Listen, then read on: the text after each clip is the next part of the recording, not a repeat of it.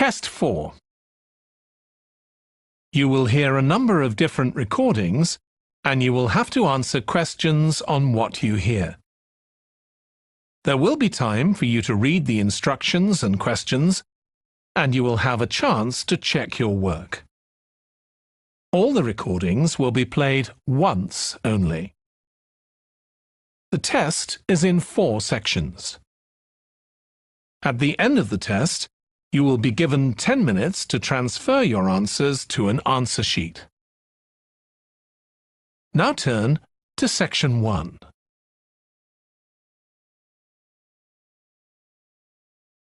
Section 1. You will hear a phone conversation between Alex, an employee at a company called JPNW, and Martha, who wants to work as a trainee at the company. First, you have some time to look at questions 1 to 7.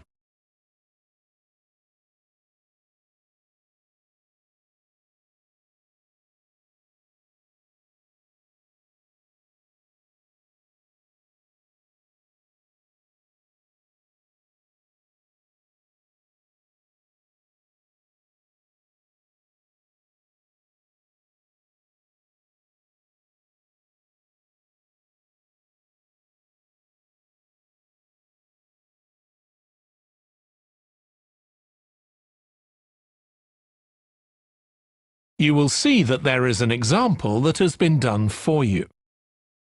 On this occasion only, the conversation relating to this will be played first.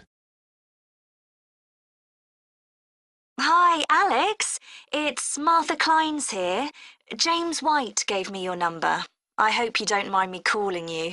Of course not. How are you, Martha? Good, thanks. I'm ringing because I need a bit of advice.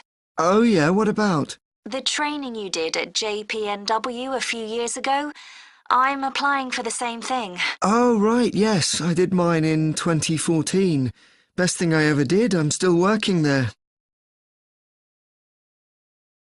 Alex did his training in 2014, so 2014 has been written in the space. Now we shall begin.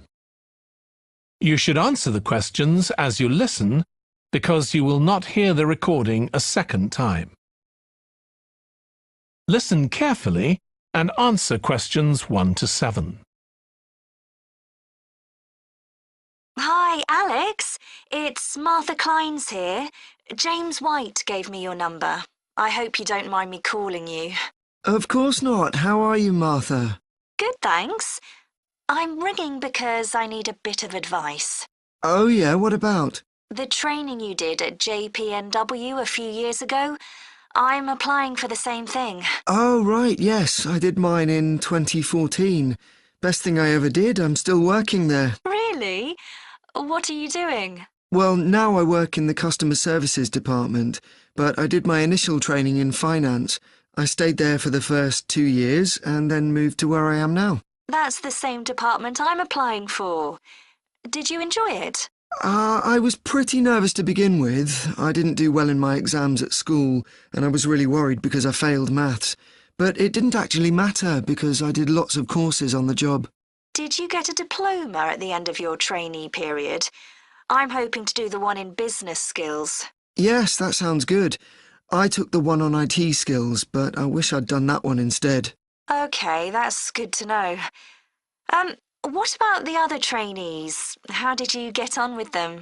There were about 20 of us who started at the same time, and we were all around the same age. I was 18, and there was only one person younger than me who was 17. The rest were between 18 and 20. I made some good friends. I've heard lots of good things about the training at JPNW. It seems like there are a lot of opportunities there. Yeah, definitely. Because of its size, you can work in loads of different areas within the organisation. What about pay? I know you get a lower minimum wage than regular employees. That's right, which isn't great, but you get the same number of days holiday as everyone else, and the pay goes up massively if they offer you a job at the end of the training period. Yeah, but I'm not doing it for the money. It's the experience I think will be really useful. Everyone says by the end of the year you gained so much confidence. You're right, that's the most useful part about it. There's a lot of variety too. You're given lots of different things to do. I enjoyed it all. I didn't even mind the studying. Do you have to spend any time in college? Yes, 1 day each month. So you get lots of support from both your tutor and your manager. That's good. And the company is easy to get to, isn't it? Yes, it's very close to the train station, so the location's a real advantage. Before you hear the rest of the phone conversation, you have some time to look at questions 8 to 10.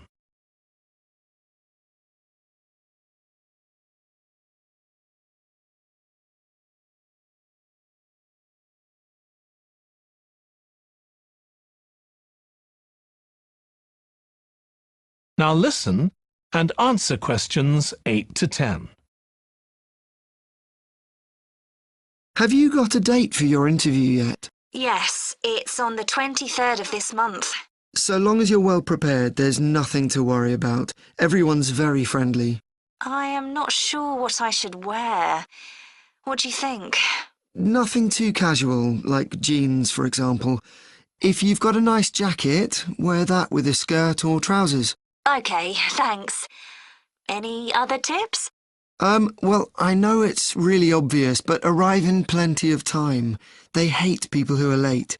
So make sure you know exactly where you have to get to.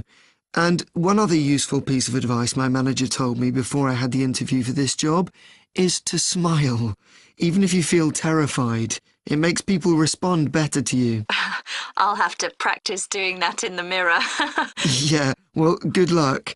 Let me know if you need any more information. Thanks very much. That is the end of section 1. You now have half a minute to check your answers.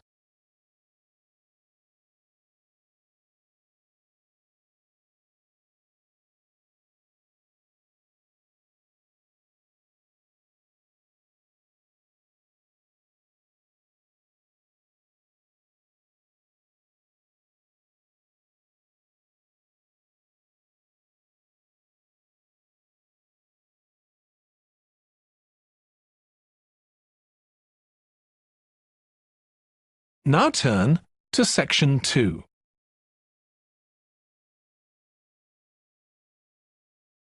Section 2. You will hear a woman called Annie, who works at the Snow Centre in New Zealand, welcoming a group of visitors to the centre. First, you have some time to look at questions 11 to 16.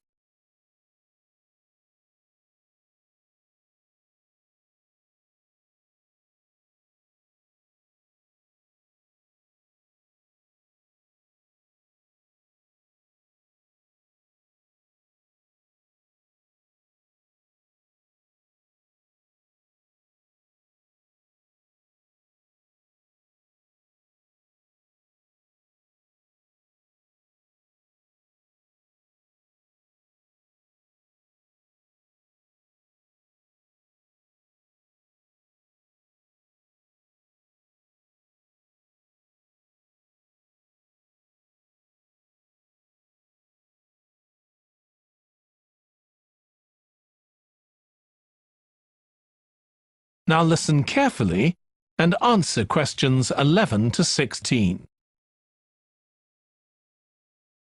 Hi everyone, welcome to the Snow Centre. My name's Annie. I hope you enjoyed the bus trip from the airport. We've certainly got plenty of snow today. Well, you've come to New Zealand's premier snow and ski centre, and we've a whole load of activities for you during your week here. Most visitors come here for the cross-country skiing, where you're on fairly flat ground for most of the time, rather than going down steep mountainsides. There are marked trails, but you can also leave these and go off on your own, and that's an experience not to be missed. You can go at your own speed. It's great aerobic exercise if you really push yourself. Or, if you prefer, you can just glide gently along and enjoy the beautiful scenery. This afternoon, you'll be going on a dog sled trip. You may have seen our dogs on TV recently racing in the Winter Sled Festival. If you want, you can have your own team for the afternoon and learn how to drive them, following behind our leader on the trail. Or if you'd prefer, you can just sit back in the sled and enjoy the ride as a passenger. At the weekend, we have the team relay event and you're all welcome to join in. We have a local school coming along and a lot of the teachers are taking part too. Participation rather than winning is the main focus, and there's a medal for everyone who takes part. Participants are in teams of 2 to 4, and each team must complete 4 laps of the course. For your final expedition, you'll head off to Mount Frenna wearing a pair of special snowshoes which allow you to walk on top of the snow. This is an area where miners once searched for gold, though there are very few traces of their work left now. When the snow melts in summer, the mountain slopes are carpeted in flowers and plants. It's a long ascent, though not too steep, and walkers generally take a couple of days to get to the summit and return. You'll spend the night in our hut halfway up the mountain. That's included in your package for the stay. It's got cooking facilities, firewood and water for drinking. For washing, we recommend you use melted snow, though, to conserve supplies. We can take your luggage up on our snowmobile for you for just $10 a person. The hut has cooking facilities, so you can make a hot meal in the evening and morning, but you need to take your own food. The weather on Mount Frenna can be very stormy. In that case, stay in the hut. Generally, the storms don't last long. Don't stress about getting back here to the centre in time to catch the airport bus. They'll probably not be running anyway.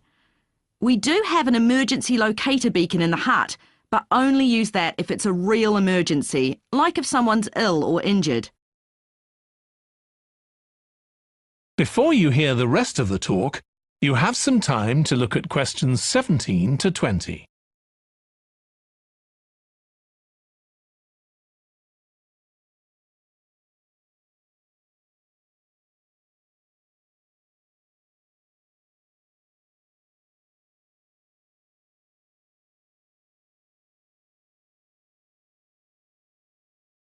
Now listen and answer questions 17 to 20. Now, let me tell you something about the different ski trails you can follow during your stay here. Highland Trail's directly accessible from where we are now. This trail's been designed to give first-timers an experience they'll enjoy regardless of their age or skill, but it's also ideal for experts to practice their technique. Then there's Pine Trail. If you're nervous about skiing, leave this one to the experts. You follow a steep valley looking right down on the river below. Scary! But if you've fully mastered the techniques needed for hills, it's great fun. Stony Trail's a good choice once you've got a general idea of the basics.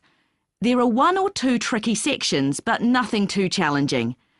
There's a shelter halfway where you can sit and take a break and enjoy the afternoon sunshine. And finally, Losers Trail. This starts off following a gentle river valley, but the last part is quite exposed, so the snow conditions can be challenging.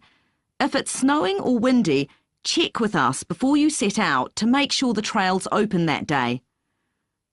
Right, so now if you'd like to follow me, we'll get started. That is the end of section 2. You now have half a minute to check your answers.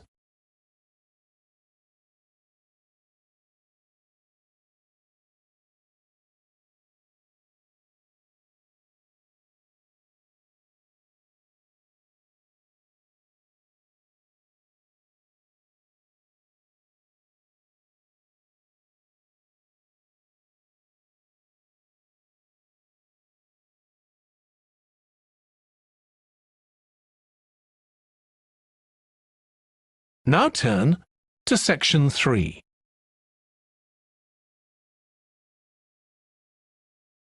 Section 3. You will hear 2 students called Jack and Alice discussing food labels that give information on the nutritional value of foods. First, You have some time to look at questions 21 to 26.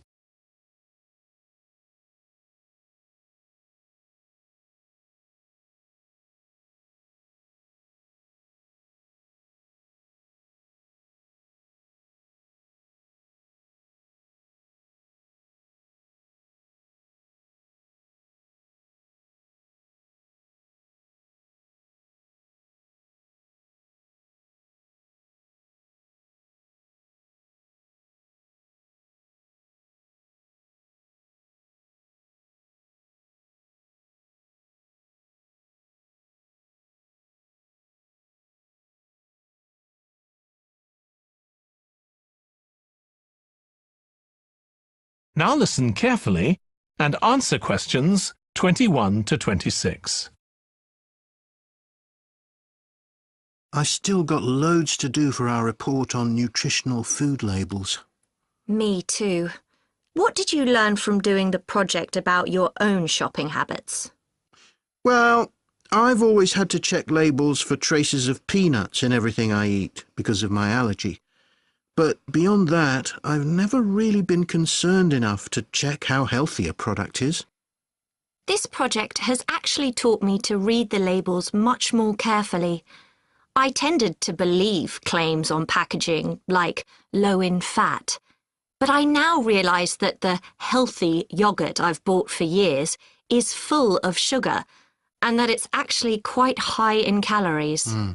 Ready meals are the worst. Comparing the labels on supermarket pizzas was a real eye-opener. Did you have any idea how many calories they contain? I was amazed. Yes, because unless you read the label really carefully, you wouldn't know that the nutritional values given are for half a pizza. When most people eat the whole pizza. Not exactly transparent, is it? Not at all. But I expect it won't stop you from buying pizza. Probably not, no.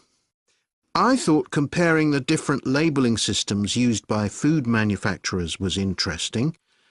I think the kind of labelling system used makes a big difference. Which one did you prefer? I like the traditional daily value system best, the one which tells you what proportion of your required daily intake of each ingredient the product contains. I'm not sure it's the easiest for people to use, but at least you get the full story. I like to know all the ingredients in a product, not just how much fat, salt and sugar they contain. But it's good supermarkets have been making an effort to provide reliable information for customers. Yes. There just needs to be more consistency between labelling systems used by different supermarkets, in terms of portion sizes, etc. The labels on the different brands of chicken flavour crisps were quite revealing too, weren't they? Yeah. I don't understand how they can get away with calling them chicken flavour when they only contain artificial additives. I know. I'd at least have expected them to contain a small percentage of real chicken. Absolutely. I think having nutritional food labelling has been a good idea, don't you?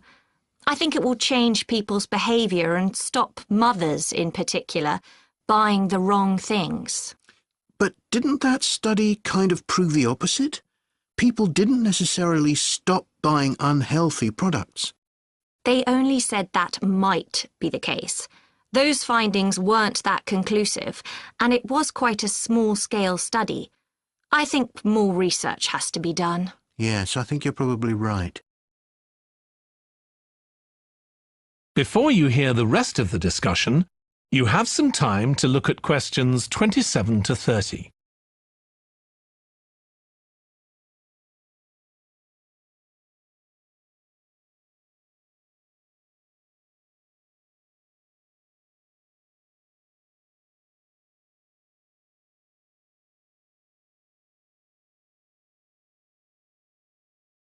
Now listen and answer questions 27 to 30. What do you think of the traffic light system? I think supermarkets like the idea of having a colour-coded system, red, orange or green, for levels of fat, sugar and salt in a product. But it's not been adopted universally. and not on all products. Why do you suppose that is? Pressure from the food manufacturers. Hardly surprising that some of them are opposed to flagging up how unhealthy their products are. I'd have thought it would have been compulsory. It seems ridiculous it isn't. I know. And what I couldn't get over is the fact that it was brought in without enough consultation. A lot of experts had deep reservations about it. That is a bit weird. I suppose there's an argument for doing the research now when consumers are familiar with this system. Yeah, maybe. The participants in the survey were quite positive about the traffic light system. But I don't think they targeted the right people. They should have focused on people with low literacy levels, because these labels are designed to be accessible to them. Yeah. But it's good to get feedback from all socio-economic groups, and there wasn't much variation in their responses. No. But if they hadn't interviewed participants face-to-face, they could have used a much bigger sample size. I wonder why they chose that method. Dunno. How were they selected? Did they volunteer or were they approached? I think they volunteered. The thing that wasn't stated was how often they bought packaged food. All we know is how frequently they used the supermarket. That is the end of section 3. You now have half a minute to check your answers.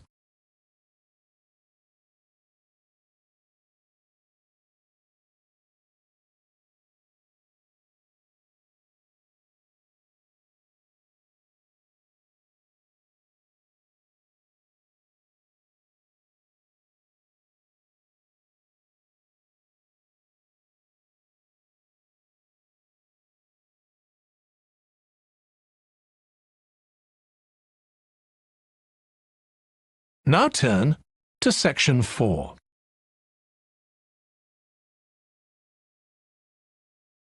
Section 4. You will hear part of a presentation by a history student about the history of coffee. First, you have some time to look at questions 31 to 40.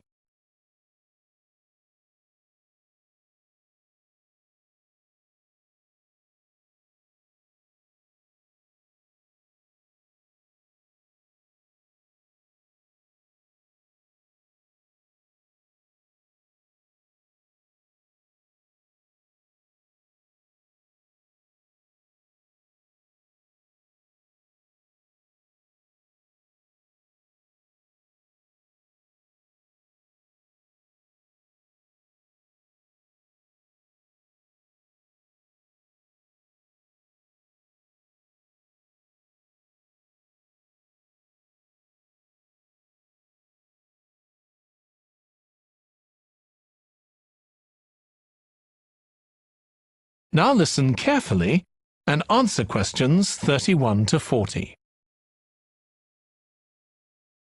In my presentation, I'm going to talk about coffee and its importance both in economic and social terms. We think it was first drunk in the Arab world, but there's hardly any documentary evidence of it before the 1500s, although of course that doesn't mean that people didn't know about it before then. However, there is evidence that coffee was originally gathered from bushes growing wild in Ethiopia, in the northeast of Africa. In the early 16th century, it was being bought by traders, and gradually its use as a drink spread throughout the Middle East. It's also known that in 1522, in the Turkish city of Constantinople, which was the centre of the Ottoman Empire, the court physician approved its use as a medicine. By the mid-1500s, coffee bushes were being cultivated in the Yemen, and for the next 100 years, this region produced most of the coffee drunk in Africa and the Arab world. What's particularly interesting about coffee is its effect on social life. It was rarely drunk at home, but instead, people went to coffee houses to drink it. These people, usually men, would meet to drink coffee and chat about issues of the day. But at the time, This chance to share ideas and opinions was seen as something that was potentially dangerous. And in 1623, the ruler of Constantinople demanded the destruction of all the coffee houses in the city, although after his death, many new ones opened and coffee consumption continued. In the 17th century, coffee drinking spread to Europe, and here too, coffee shops became places where ordinary people, nearly always men, could meet to exchange ideas. Because of this, some people said that these places performed a similar function to universities. The opportunity they provided for people to meet together outside their own homes and to discuss the topics of the day had an enormous impact on social life, and many social movements and political developments had their origins in coffeehouse discussions.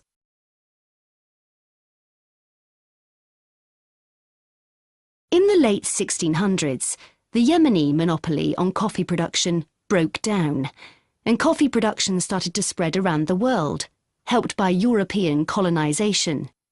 Europeans set up coffee plantations in Indonesia and the Caribbean, and production of coffee in the colonies skyrocketed. Different types of coffee were produced in different areas, and it's interesting that the names given to these different types, like Mocha or Java coffee, were often taken from the port they were shipped to Europe from. But if you look at the labour system in the different colonies, there were some significant differences.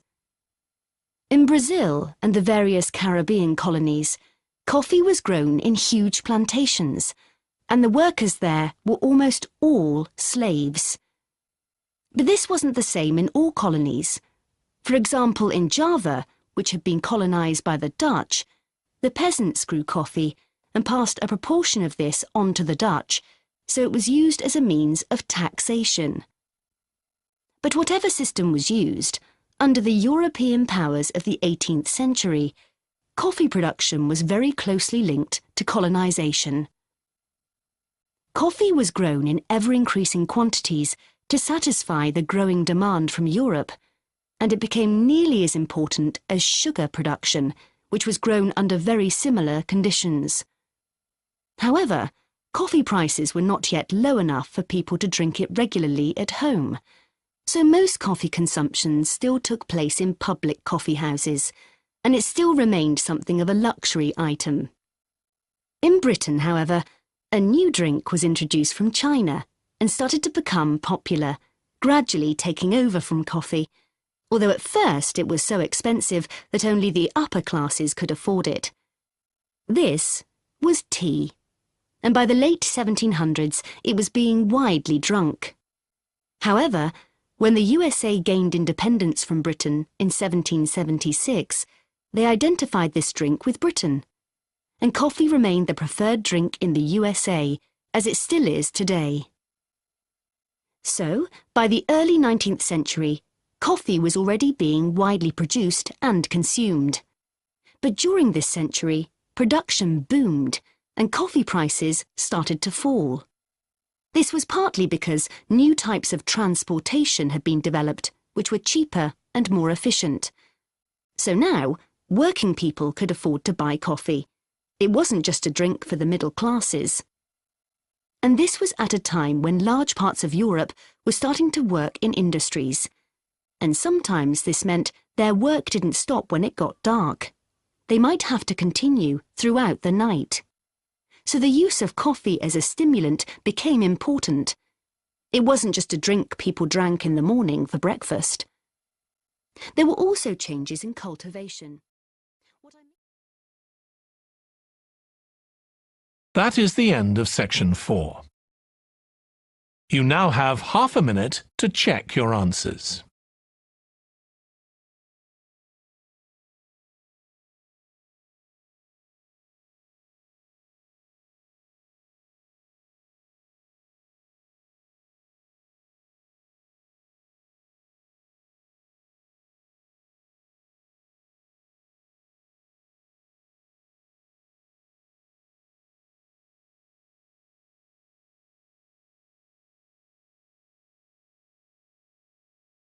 That is the end of the listening test. In the IELTS test, you would now have 10 minutes to transfer your answers to the answer sheet.